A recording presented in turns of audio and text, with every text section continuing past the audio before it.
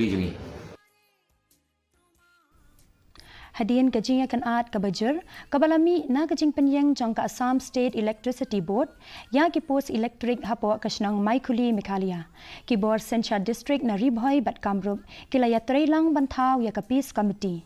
Kani ke committee, kabadon ya ke Jing mikmat ke ba markat ju na baro arliang mamla. Kanwat ban Pynbeit da ke Jing sup ya ke Jingiakajia, bat ban penne ya ke Jingiateli ha ke imlang saalang hasilanter uput usam. U Deputy Commissioner Karibhoi, u Abilash Baranwal, ulakentu ya ki nong shong shnong, ban kiar na ki kam ki bapenthut ya ka shong suk shong san, bat ban pentikna babaro artli ki bor senchar ki angnut, ban ya kren bat ya trelang, ban Pynbeit ya kani ka kam da ka jingesung. In the process to establish peace over there, they have established a peace committee, which was already existing, but they have enforced it again.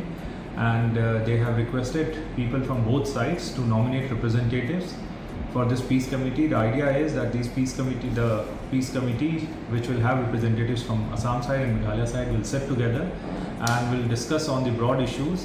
And if whenever there will be any issue which might lead to any law and order situation or might lead to tensions, this peace committee will respond first and ensure that no situation whatsoever turn into a volatile or unpleasant situation.